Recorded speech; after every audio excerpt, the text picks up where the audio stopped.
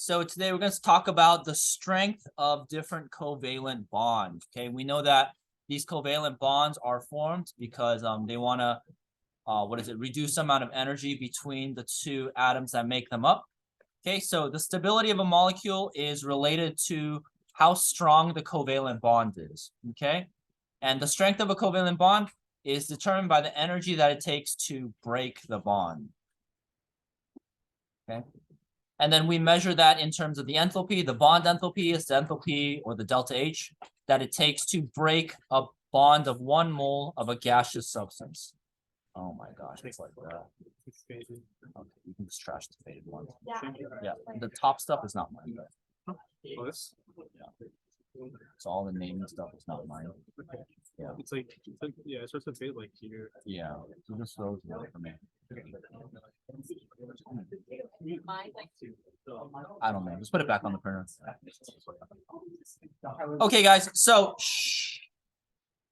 bond enthalpy is the energy delta H for breaking a bond 1 mole of a gaseous substance. So we have an example right here for Cl2. So the delta H for the bond in Cl2 is the amount of energy that changes when 1 mole of Cl2 dissociates into its composite atoms. Okay, so Cl2 is made out of 2 chlorines. The bond enthalpy is going to be the energy that it takes in order to turn it from this as a gas into 2 isolated chlorine atoms. Okay, so basically it's the energy that it takes to break this bond right here. Make sense? Okay.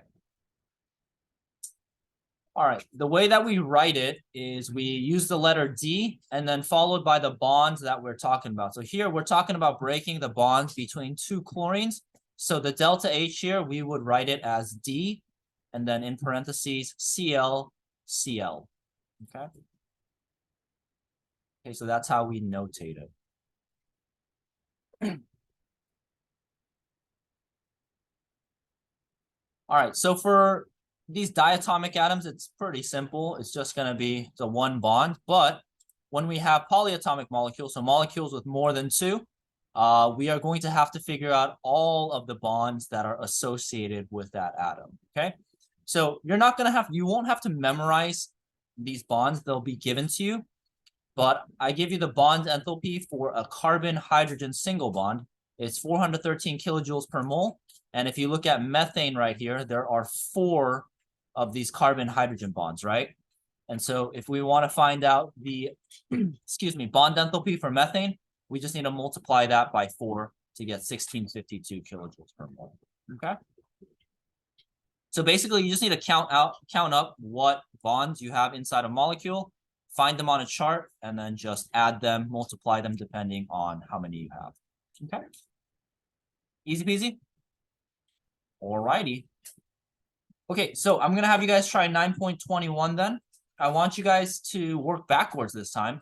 So here, if you guys take a look at it, it says the enthalpy of atomization of ethane is 2826 kilojoules per mole. And I give you the bond enthalpy for a carbon-hydrogen bond.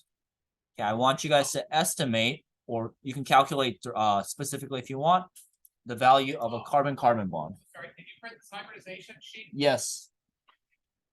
What are the odds you have half of my photocopies and with yours? Nick put it back there. Where did you put it? You put it back in the copy machine. Yeah. Go get it. I was just back there.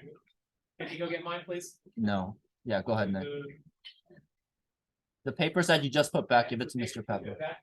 By the way, printer's running out of ink like crazy. Half of them are faded. Anyway, you guys should be doing 9.21. As interesting. Okay, so this entire compound right here has a bond enthalpy of 2826 kilojoules per mole. Okay, so we have the bond enthalpies for the carbon-hydrogen bond. Thank you. Okay, we have the ones for carbon-hydrogen. We just need to find the carbon-carbon. So how many carbon-hydrogen bonds do we have inside of this molecule? 6. Yeah, 1, 2, 3, 4, 5, 6. Okay, now we know that it is equal to 413 kilojoules per mole, and there are 6 of them. Okay, so what we're going to do is we're going to find out the total bond enthalpy for all of the carbon-hydrogen bonds. So 413 times 6 That's gonna give us 2478 kilojoules per mole. Okay, now this entire compound is 2826. So if we want to find just the bond enthalpy for the carbon-carbon single bond, we just need to subtract the carbon-hydrogen bond, and that will give us our final answer. So we can subtract that, 2026, and that'll give us 348 kilojoules per mole. Okay, so the bond enthalpy of the carbon-carbon single bond is going to equal 348 kilojoules per mole. Okay.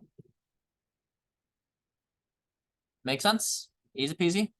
Okay, so based on those numbers, let me ask you guys, which one requires less energy to break? Carbon-hydrogen or carbon-carbon? Yeah, carbon-carbon is easier to break than the carbon-hydrogen bond, okay? Anyone want to take a shot at why? Yes.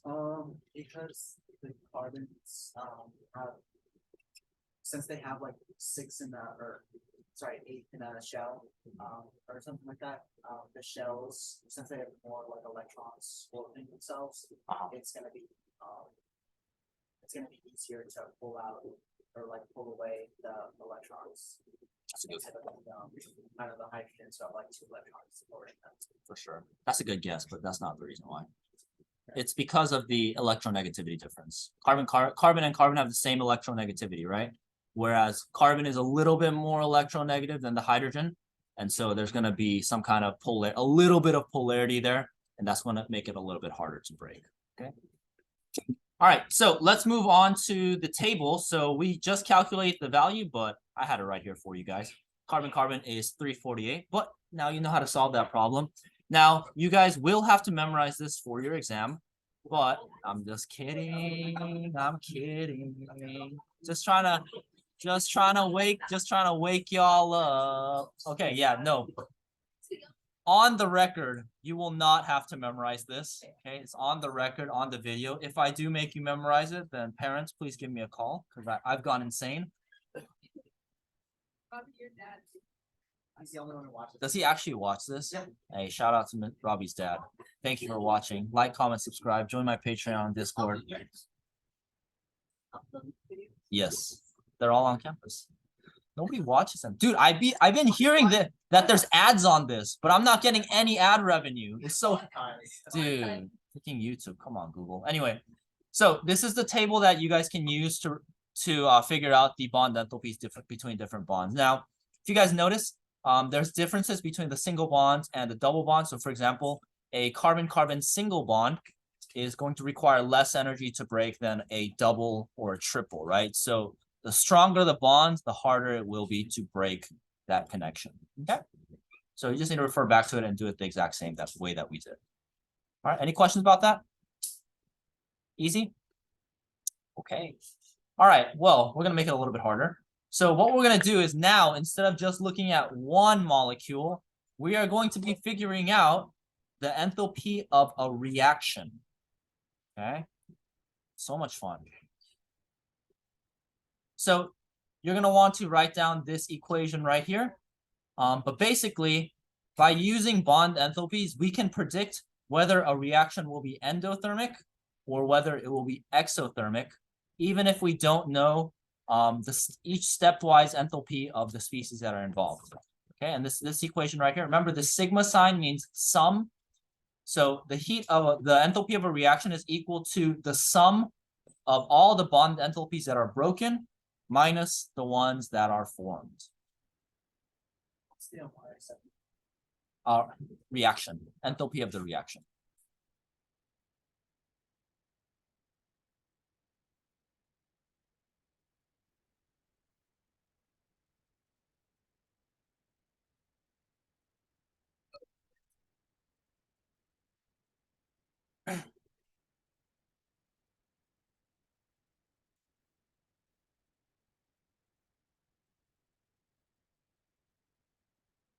Okay, guys, so let's take a look at this problem right here. Now, because I love you guys very much, I'm not gonna force you to draw the molecules. I've already have them drawn for you.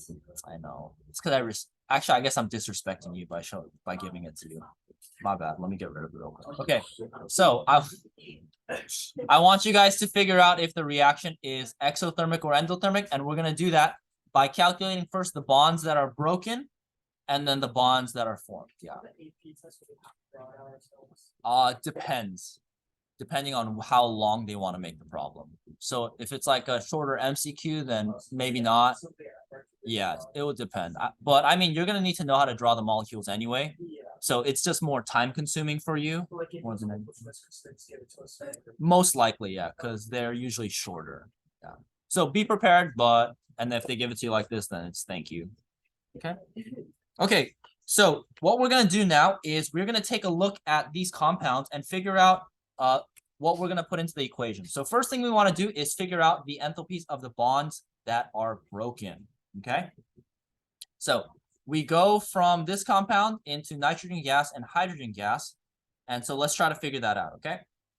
So first we want to break this guy up. Okay. We want to break them all up. Okay. So if we're gonna do this, I'll start with the broken ones. Okay. So what is one type of bond that is broken in this compound?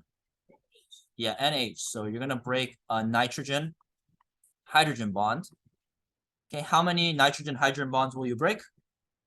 4. Yeah, there's 1, 2, 3, and 4. D is just what we use to symbolize the enthalpy, bond enthalpy. Yeah. If you personally are okay, like if you understand what it is just by drawing the NH, that's fine. Like I'm not going to mark you off for not writing the D, but just know that D is referring to the bond enthalpy. Okay. Yeah. All right, and then what's the other bond that we have to break? Yeah, the nitrogen bond, and there's only one of those. Okay, right here. Okay, so I'm gonna give you guys maybe a minute and a half to figure out the total amount of energy, bond enthalpy, that's broken. Not the bonds that are formed. Yeah, so we're gonna get to that. Oh. Yeah, we're doing the broken ones first. Yeah, so let's do the broken ones first, and then we'll get to the forming ones.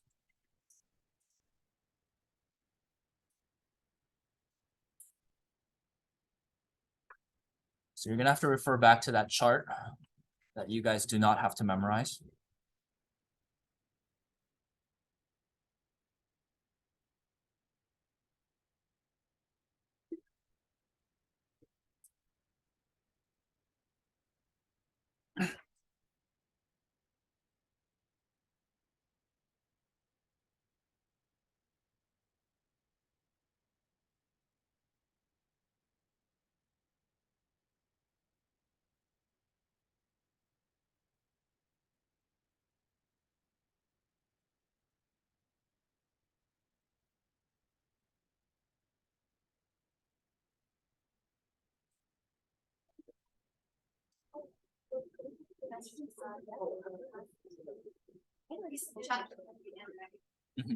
Yeah, this is just for the first sum.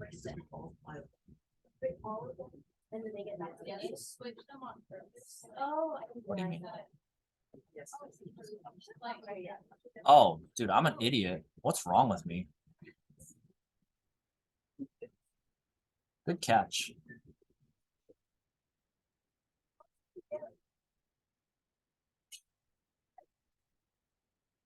Thank you. Sorry. I'm clearly all the way here right now.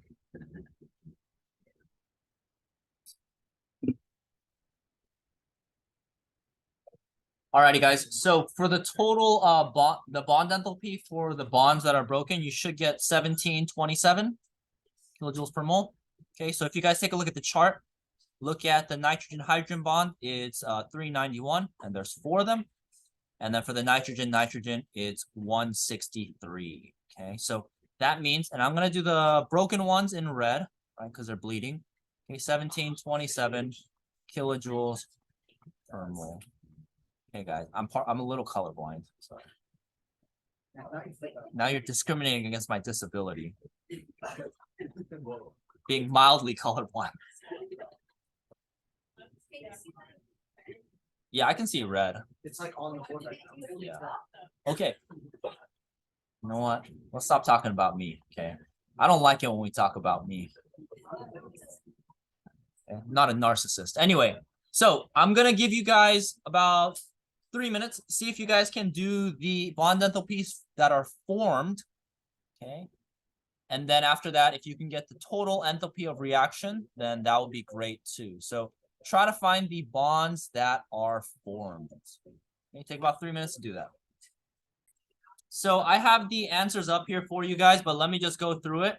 If you guys look at the energy of the bonds that are formed, you're gonna notice that there is one nitrogen-nitrogen triple bond, and there are two hydrogen-hydrogen single bonds. Okay, because there are two hydrogen molecules. So you add them all up, you get 1813, and then you just plug it into the calculator, and you should get a enthalpy of reaction of negative 86 kilojoules. All right, easy peasy. Okie dokes. So is it endo or exo?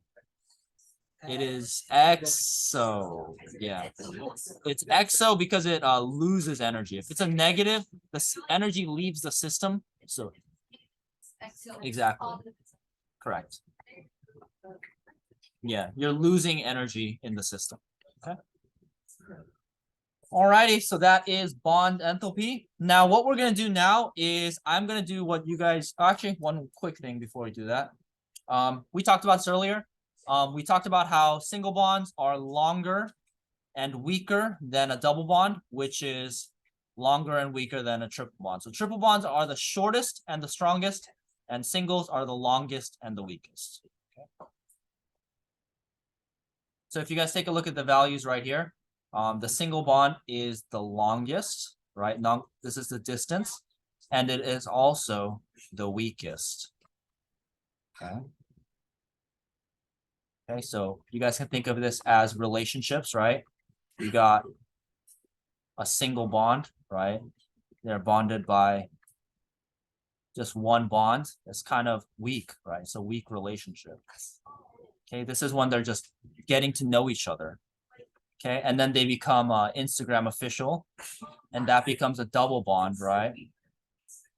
Okay, so that's a little bit stronger, right? Because they made it official on Instagram. Okay, and then he puts a ring on that finger and they become very strong, and that becomes a triple bond. Yeah. Okay. Okay. I see. Well, I don't need to know about which stage you guys are in right now, but I hope that marriage is the end goal. So the end goal of dating is marriage. All right. So we're going to do everybody's favorite thing now and combine everything that we have learned together into one problem. Fun. Fun, fun, fun, fun, fun. Okay. I am going to have you guys try this out. Okay. We are literally combining a lot of the stuff that we learned from this unit and some of the stuff from earlier in the year. I know. That's why the exam is cumulative. Some of it is from this. Most of it is this unit. Some of this is from previous units. So I'm going to give you guys 5 minutes to try it out with the person next to you. 5 minutes. Okay, we're prepping for the test. Okay, so see how much you guys can get done. Then we will go over it together. Okay, so if we take a look at this problem right here, we're gonna start by determining the molecular formula of this compound. Now, what we're gonna do is we are going to use the composition by mass in order to figure that out. So I'm sure you guys remember, whenever you see percent signs and composition, you're gonna be using, anyone remember? Not molar mass, empirical formulas. Anyone remember that? Okay, empirical formulas. Good, good. I'm glad some people remember. Okay, so when we have an empirical formula, the first thing we want to do is we want to assume a 100-gram sample. Okay, so 100-gram sample. Okay, and the reason why we do that is because then we can just use the percentages as the mass. Okay, so if we assume a 100-gram sample, we can assume that this compound right here, phosgene, is made of 12.14 grams of carbon. We can assume that it's made of 16.17 grams of oxygen. and 71.69 grams of chlorine. Okay, that's why we assume the 100-gram sample so that our percentages just become the mass. Okay. Okay, so from there, since we are trying to find the formula, we are going to convert them into moles. And so you're just going to use the molar mass, and I'll just do the calculation here. We'll get 1.011 moles of carbon. We're going to end up with 1.011 moles of oxygen. And we're going to end up with 2.022 moles of chlorine. Okay, I know, it's nice and easy, right? So easy. Okay, so what we can do is we can divide these by the greatest common factor. And so we can divide them by 1.01. That's going to lead us to 1 for the carbon. Okay, let's do it like this. Okay, 1 mole of oxygen and then 2 moles of chlorine. So there you go. That is going to be your formula or your empirical formula for phosgene. Okay. So that's the empirical formula. We don't have the molecular formula yet. And so what we have to do is we need to use the molar mass of this empirical formula and see if we could scale it to turn into the molecular, okay? So carbon has a molar mass of 12. Oxygen has a molar mass of 16. Chlorine has a molar mass of 35.45. So we can multiply that and get 70.9. And magically, if we add them together, we get 98.9 grams per mole. And so this is both the empirical formula and the molecular formula. Okay. And just so you guys know, AP Test loves empirical formulas. So just keep that in mind. Okay. So that's the answer to part A.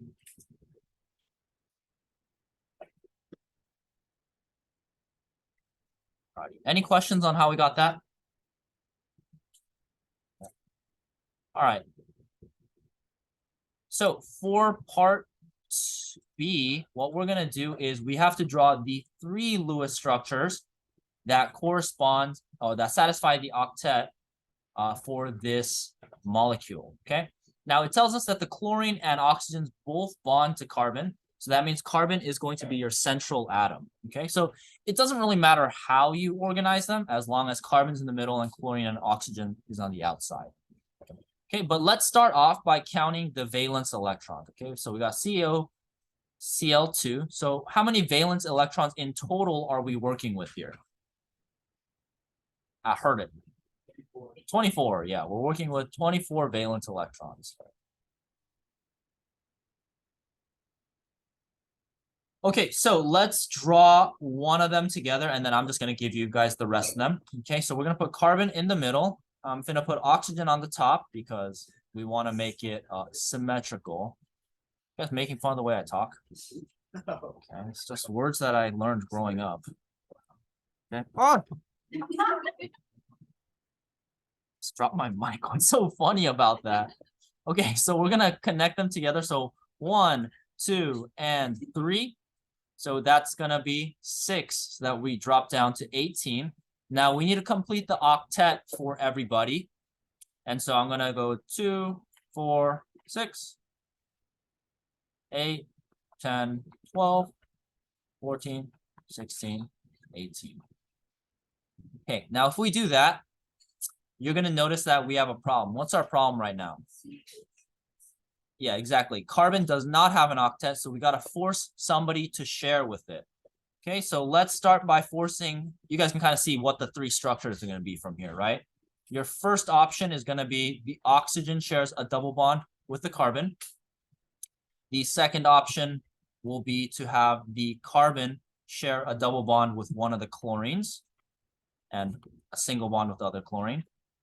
And then the other option will be to have it with the other chlorine. Okay, so something like that. So these are the 3 resonance structures that we are working with. The lone pairs, yeah, you don't really need to. But the lone pairs will be helpful for part C because we need to find the formal charge. Okay, Okay, guys. So from here, we need to calculate the formal charge. Now, I'm going to give you guys who finished this part.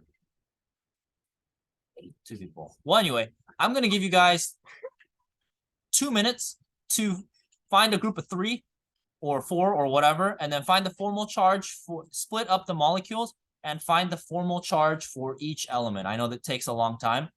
So just split up the 3, find the formal charge for each of the elements in there, and then you guys can collaborate and figure out what the dominant structure is. Okay. Okay, so I'm gonna show you guys how to do one of the formal charges just to refresh your memory.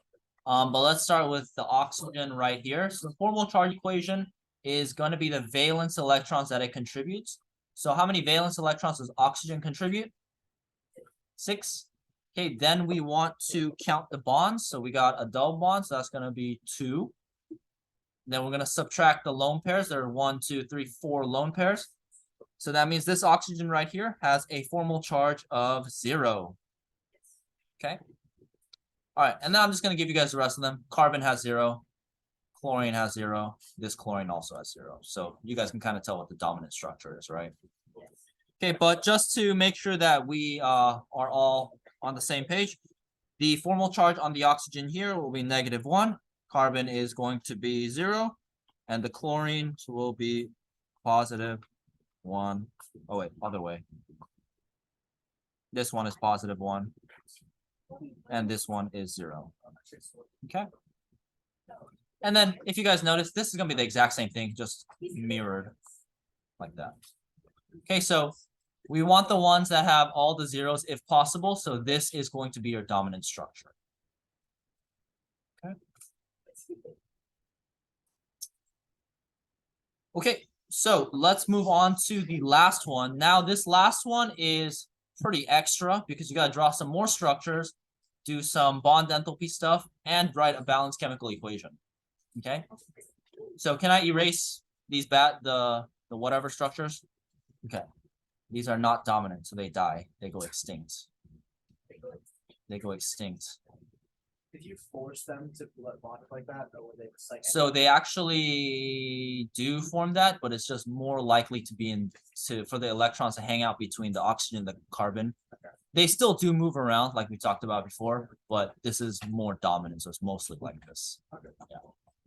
Okay, so now we gotta estimate the enthalpy of reaction for gaseous phosgene from carbon monoxide and chlorine gas. So what that means is we have a chemical equation. We have carbon monoxide plus chlorine, and that's gonna make phosgene. Okay. Wait, is this part? Yeah, this part D.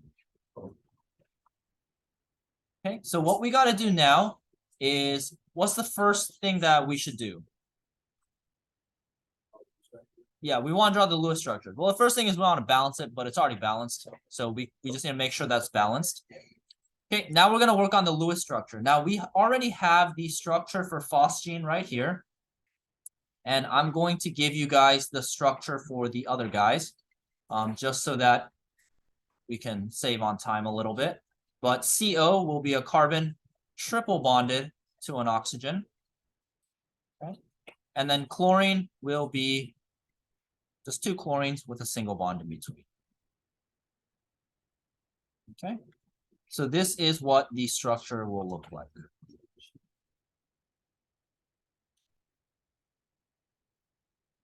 All right. So now that we have the structures of our reactants and the products, we can figure out the bond enthalpies between them, right?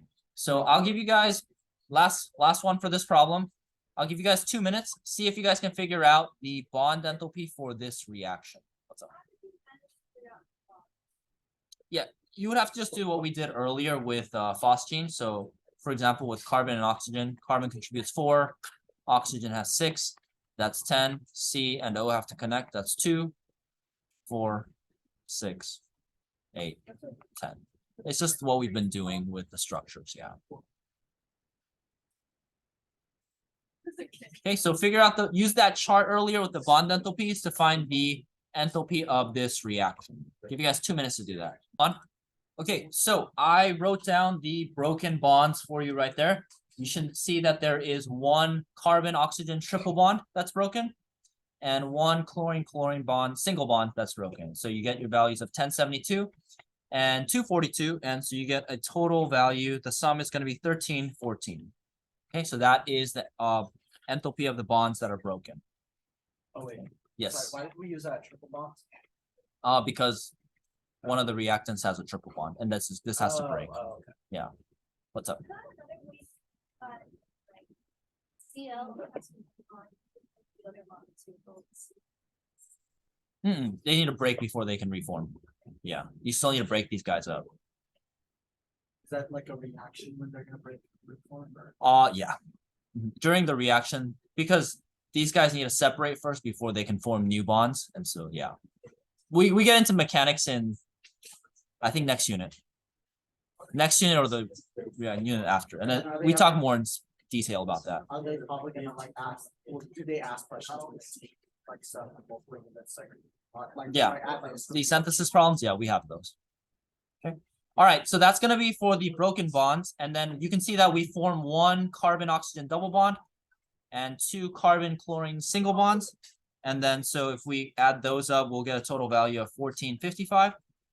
So you want to subtract that from your broken, and that will give you a final answer, finally, of 141 kilojoules per mole. So this is going to be an exothermic reaction. all that just to find out. if it's like- Okay, so when you're talking about like exothermic versus endothermic, would it make sense to explain it like, if it's exothermic, the potential energy from the bonds of like CO, like carbon, what is that? Carbon Monoxide. to, like, chlorine, whatever.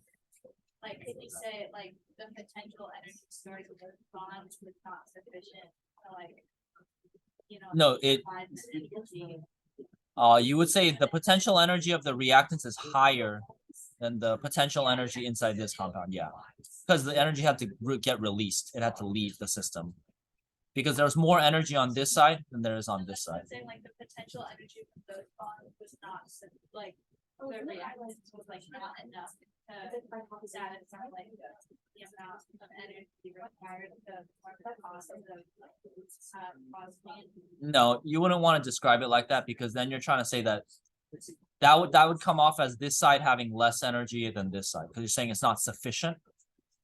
It's not a matter of sufficiency, and this side has more energy in the bonds than this side does. There's more energy on the reactant side than the product side. That's why energy is released.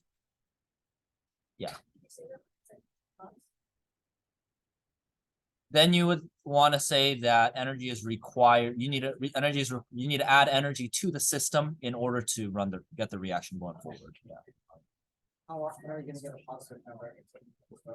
I don't know. Depends. Yeah, there's no like ratio between them. Is this how it would be like on Q test? It would be like a really good FRQ, one of the long FRQs. Okay. Yeah. How much time would we have? You have 7 FRQs on the AP test, 105 minutes to do those. I think 2 of them are these long ones. So like 5 minutes. No, like 30. You want maybe 30 like minutes, 20 or 30 minutes to do one of these. You got 2 of them, and then you got 5 shorter FRQs. Okay. Yeah. This is like a long one. Yeah, right? this would be a long one, definitely. Okay. Yeah. That's not bad then. Not too bad. Where did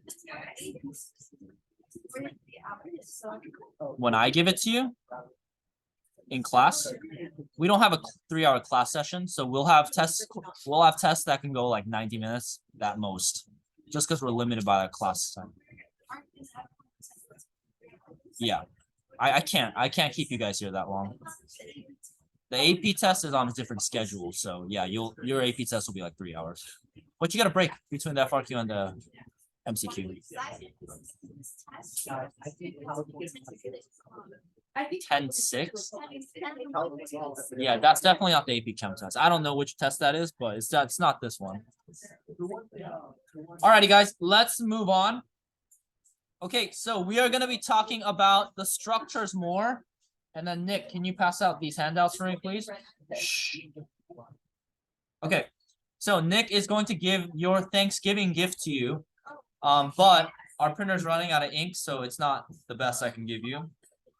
Okay, I'm gonna give you guys a chart And what we're gonna be looking at is we're gonna be looking at three-dimensional shapes that these molecules form. So, yeah, so I know that Lewis structures. Okay, so Lewis structures that we've been drawing are all two-dimensional because we work on paper, right? But like we said, Lewis structures are limited, right, in their ability to describe reality because they're just models. And so we got to add another facet to it just to look at how they work three-dimensionally, okay? So on the very left, thank you, we have a methane molecule that we would draw normally, right? It's just flat.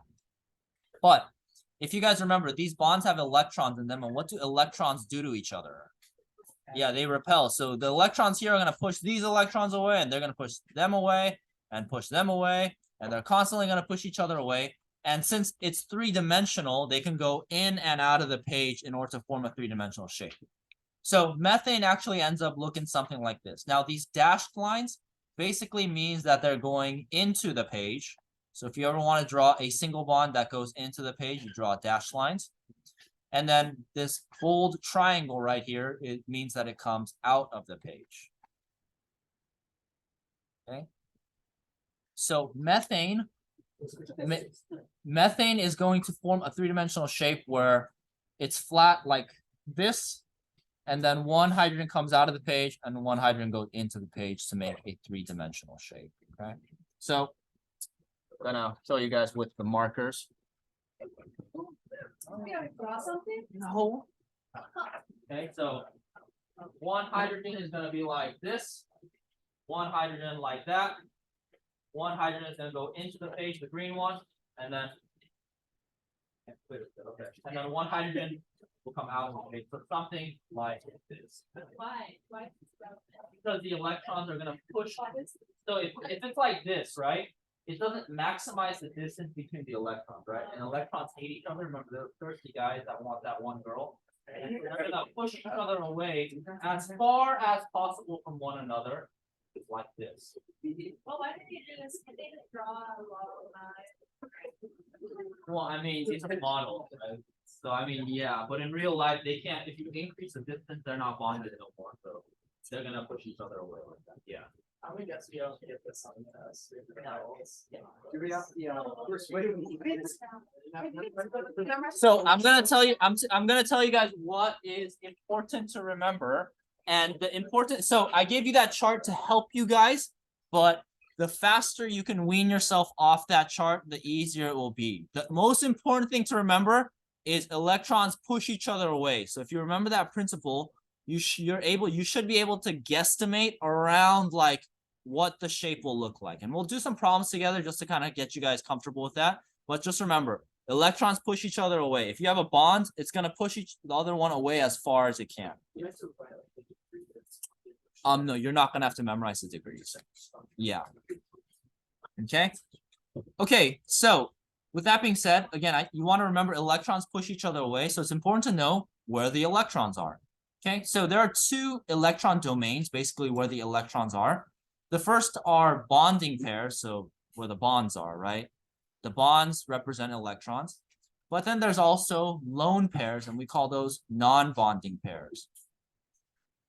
Okay, so these will be the lone pairs. Lone pairs will be any area where there's lone pair electrons, though that's also a place where electron-electron repulsion can happen. Okay? Okay, so I want you guys, yeah. Yes, they increase polarity and they do push more, but we're gonna get to that in a sec. Okay, so let's take a look at that chart. I'm going to show you very briefly how to use that chart.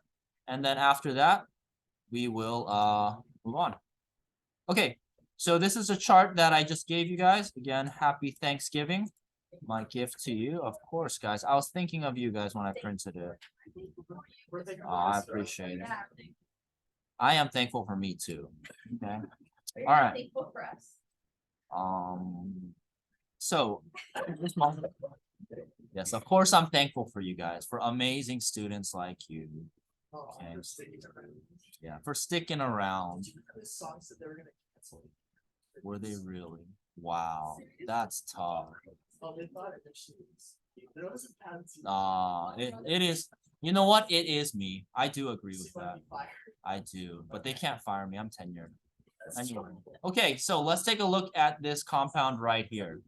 Okay, so you take a look at NH3, and let's take a look at the chart that I gave you. Now, the first thing you want to do is, or the first thing you're going to notice on the chart is that we're going to talk about hybridization later, but you take a look at this, and the way that you can figure out what shape they make is by looking at the number of bonds and the number of non-bonding pairs. And this part right here, if you guys want to write this on your handout, is that this has to do with the bonds and the lone pairs on the central atom. So the molecule in the middle.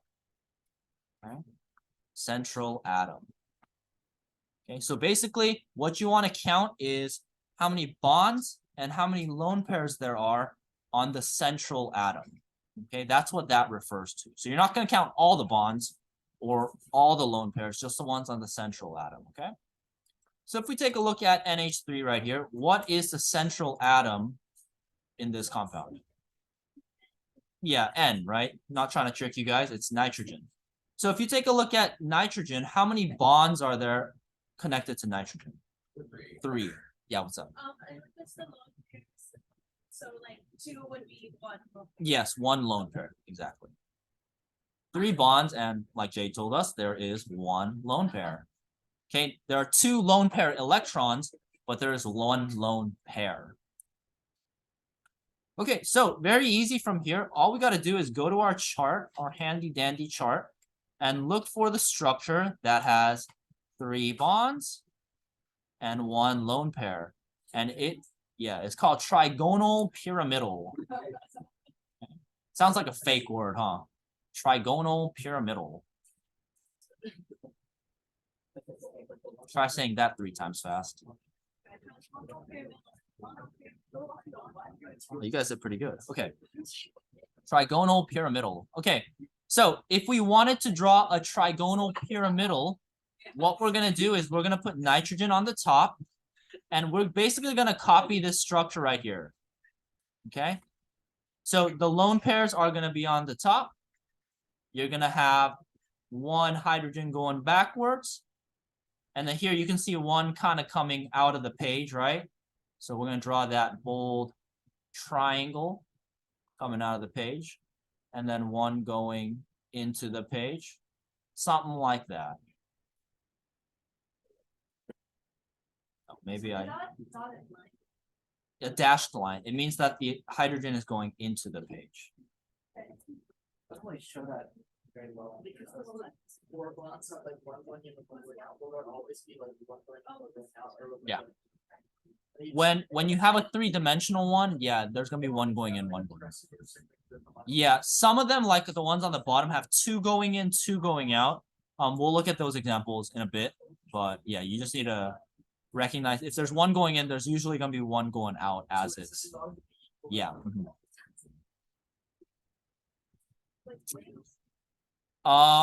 Some of the names you will end up memorizing just because you see them so much, but you don't have to memorize like all of them. So I'll point out the ones that you're gonna have to know, and some of them you can just kind of like figure out as you're going. Okay, so what I want you guys to do now is I want you guys to try this one right here. This is ozone.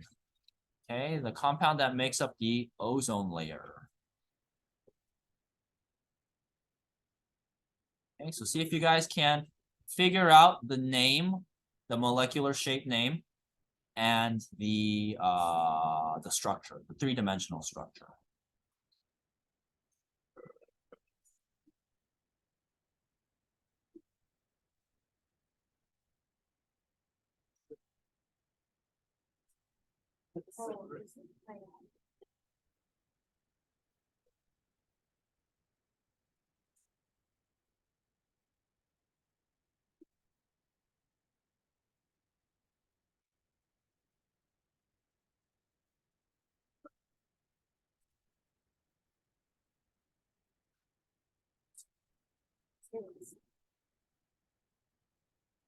Oh, I see. Oh. Oh. I'll take this. It would be like Okay, guys, let's go over the structure for ozone, and then we will. Actually, we have a little bit more, and I think we'll be able to do a review session next time. Okay. Okay. So let's take a look at ozone. If you look at the central atom, okay, the central oxygen, how many bonds does it have? Yeah, it has 2 bonds. Now, it has 1 single and 1 double, but it still counts as 2 bonds because it's making 2 connections, okay? And then how many lone pairs does it have? 1 lone pair. So we're gonna take a look at our handy dandy chart.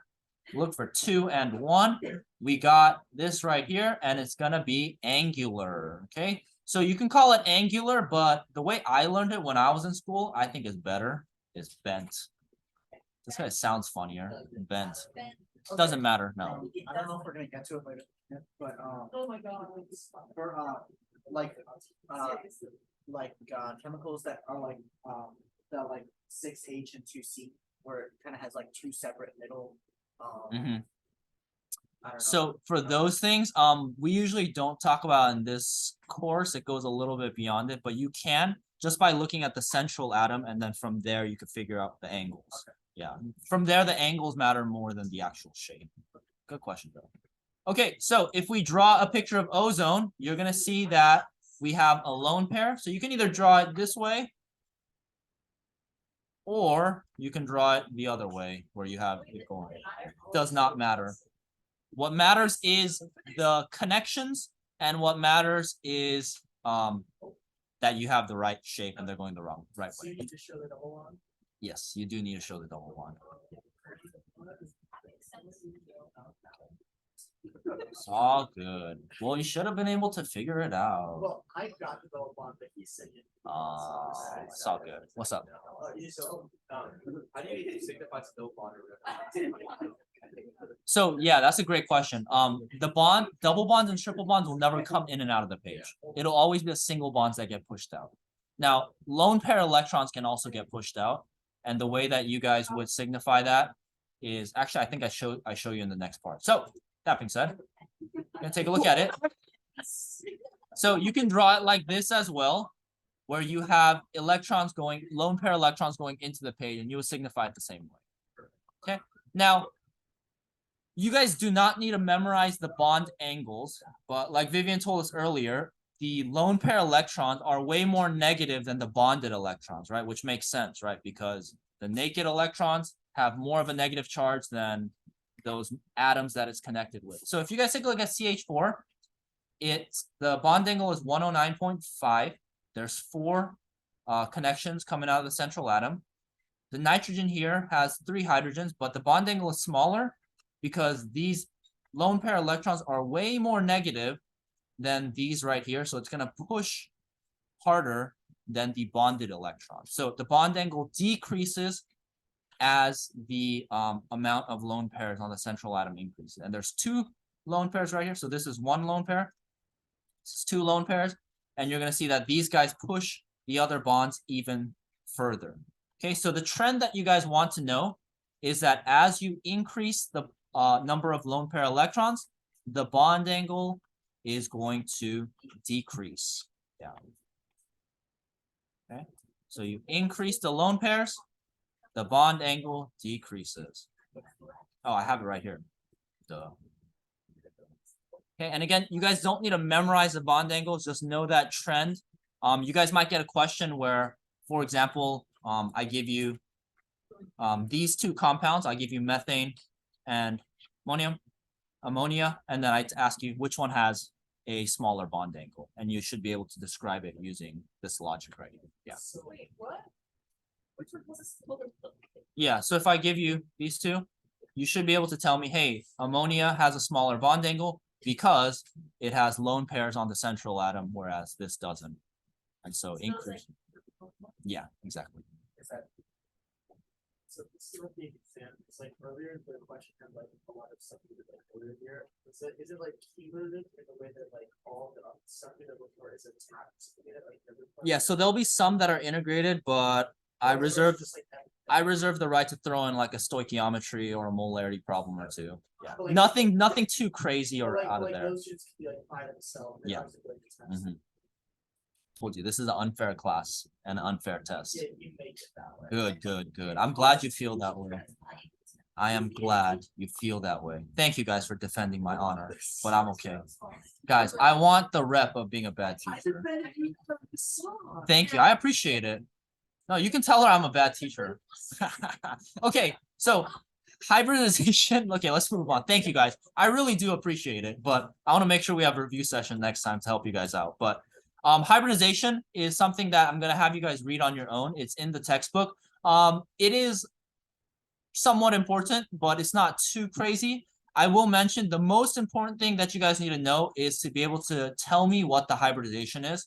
If a molecule is sp, sp2, sp3, and to make it easier, I have a little chart for you here. It's on the table right here. But just make sure you guys understand the general concept of hybridization. If you're a little bit iffy on it, that's okay. Just if I'm being frankly honest with you, you don't need to know it perfectly. You don't need to understand it as much as some of the other concepts. As long as you have a general idea of what hybridization is, sigma and pi bonds, you should be fine. So that's why we're not going to spend too much time on it, because you can answer the questions very simply with, you know, this chart and this table right here.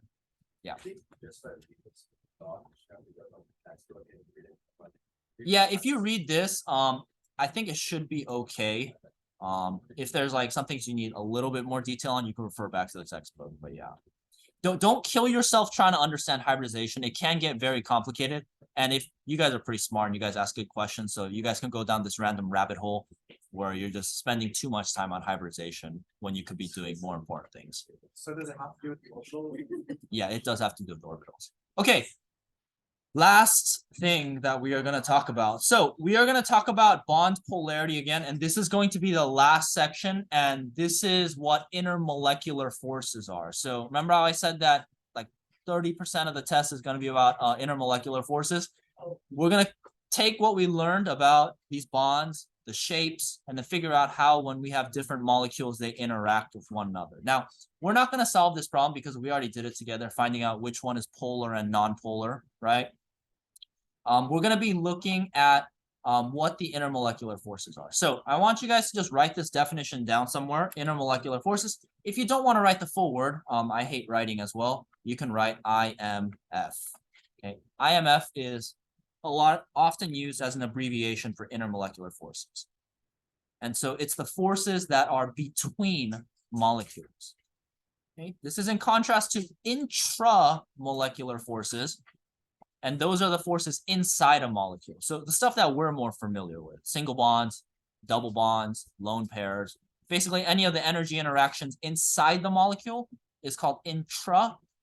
But then inter is when you got multiple molecules and they're interacting with one another. Like IMF, how do you know what? IMF is talking about intermolecular forces. Yeah, I know they're the same. They would be the same abbreviation, but they rarely talk about intramolecular forces. They just talk about bonds, electron repulsion, things like that. Okay, so we got 10 minutes left. I'll try to get through this as quick as possible. But we will review this next time because that's what the review session is going to be, and most of the questions are going to be on this stuff. Now, one thing I do want you guys to know is that intermolecular forces are generally weaker than intramolecular forces, right? So good way of thinking about it would be, let's say that you are a molecule, okay? And you are this molecule, okay? An intramolecular force would be the connection between, let's say, you and your arm, okay? There's something connecting you and your arm together, right? Now, this is an intramolecular force, and an intermolecular force will be like you holding hands with your friend. That's a long arm. My bad. I drew that person way too far away. My fault. Sorry. Okay, there we go. There you go. Let's say you were. Sorry. A little better? Okay. Hey, you know what? God made everybody's body shape different. Some people have longer torsos, okay? Anyway, so let's say you're holding hands with your friends, right? That will be the intermolecular force, okay? So two molecules that are stuck together, that will be the intermolecular force. But let's say that this connection right here between you and your arm, that will be the intramolecular force, okay? So generally, if I wanted to break one of those bonds, right? Generally speaking, it would be a lot easier to force you and your friend to stop holding hands than for me to rip your arm out of its socket, right? Generally, right? I don't know. Generally, maybe you got really strong grip. Maybe you got a really strong rotator cuff. I don't know. But generally, it would be a lot easier to, you know, separate the hands from one another than to rip out the arm, right? Same thing with molecules, okay? It takes a lot less energy to melt or vaporize a compound instead of breaking its covalent bond. We can think about this with water, right? It's a lot easier to boil water than to break the covalent bonds between the oxygen and the hydrogen, right? So just make sure you guys keep that in mind, okay? And things like boiling points, melting points, they refer to IMF, the bonds between them, not bonds, but the attraction between the molecules, okay? That's kind of a gruesome example. One of your examples is super gruesome. Yeah, it's either really gruesome or like kind of gross, like with poop and fart. Or it's like really dumb. It's Yeah. really- Oh, I didn't? I haven't used poop? You know what we just- Can we get through this? Yes, let's get through this quickly. Okay, so intermolecular forces are all electrostatic. What that means is it has to do with the positive and negative like properties of a molecule. Okay, it's caused by polarity inside the molecule. So we talked about how even though we have a neutral compound or an atom in our molecule, one part could be partially positive and one part can be partially negative, right? And so that's what IMF has to do. So if you ever have an IMF problem, just think about like what side is positive, what side is negative, and how that's going to attract or repel one another. Okay. Okay. Well, there are three types of IMF. We're going to go through them step by step or one at a time. The first one is called the London dispersion forces. Okay. London dispersion forces. Okay. And London, like the city in the UK. I don't know. Why, yeah, why is it- I don't know the history of every single term in chemistry, guys. Well, maybe they did. Yeah. Okay. Well, anyway, this is the easiest way to think about London dispersion forces, okay? So in an atom, we have electrons and a nucleus, right? The electrons are constantly moving around, right? Now, because they're always moving around, sometimes the electrons might congregate in one area, okay? And if they do, they create a partial negative. And let's say I have another atom next to it. If there's a partial negative here, this is going to push the electrons in this atom to the other side as well, right? And that's going to create another partial positive and another partial positive. And then if there's another atom next to it, right? So you can kind of see how it's going to go from there. Okay, so let me repeat that. This is, let's say this is the initial point, the start, okay? We got a regular atom and the electrons are moving around, right? This one's going all over the place. Okay, and all the electrons are moving. Hey, what's up? And let's say that the electrons, for some whatever reason, because they're all flying around, they end up on one side of the atom. Okay, if all the or most of the electrons end up on one side of the atom, this side is going to be more negative than the other side, right?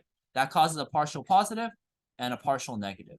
And that can affect the other atoms and molecules next to it to also create a partial positive on one side and the partial negative on the other side. And that can keep the molecules together. Okay, that's what a London dispersion force is. Basically, it creates what's called an instantaneous dipole. It's a dipole that's caused by the electron movement, and that's going to induce more and more of them. And that's going to keep the molecules together. Okay, that makes sense? Yeah. Yeah, so some of them will be like instant, they'll happen, disappear. But there is something called polarizability.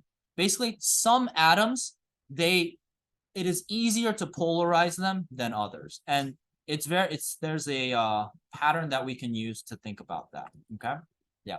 Are magnets very No, that's something else. Yeah. Great question though.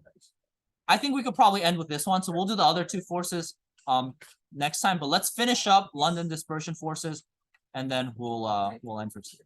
Okay, so polarizability basically means that you have a stronger dispersion force and it's harder to break the molecules apart from one another. Okay, so let's take a look at this last problem and it will be all done. So we're going to be comparing neon, argon, krypton, and xenon. Okay. And based on what we know about dispersion forces, we're going to order them from the lowest and greatest boiling point. So neon, argon, and krypton. Okay, so I'm going to pull out my periodic table and look at those guys. Okay, they're all noble gases and they go in order. Okay, does anyone want to take a shot and guess which one is the most polarizable? Yeah. Okay, why do you say krypton? Yeah, exactly. So bigger atoms have more electrons, right? So the bigger the atom, okay, the more likely it is for the electrons to kind of end up on one side, right? So that means that it's going to be more polarizable. Okay. Yes. Xenon's also. Oh, xenon, my fault. My bad. Okay, so yeah, bigger. But yeah, krypton is more polarizable than argon, which is more polarizing than neon, and xenon is the most. Yeah. Wait, so why is it more polarized? Because it's bigger. Bigger means more electrons. Okay, more electrons means higher chance of one of them getting to, or most of them getting to one side, which makes them more polarizable. Okay, and the more polarizable it is, the more likely it is for them to have the intermolecular forces between them, right? And so what that means is we can order them from their in terms of their boiling points based on the size. Okay, so xenon is the biggest, and so xenon is going to have the greatest boiling point. Okay, so highest boiling point on one side. So xenon will have a greater boiling point than krypton, which will have a higher one than argon, which will have a higher one than neon. And the reason why is that it is bigger, means more electrons, more higher chance of them being on one side, so more polarizable. Okay, which means more IMF. Okay, which Question kind of like that. Yeah, it's like, I don't remember what I said. yeah, the boiling point one, that had to do with the properties of the metals, non-metals, metalloids. And from that, you just had to know that non-metals have the higher boiling points than metals. And so it kind of scales up.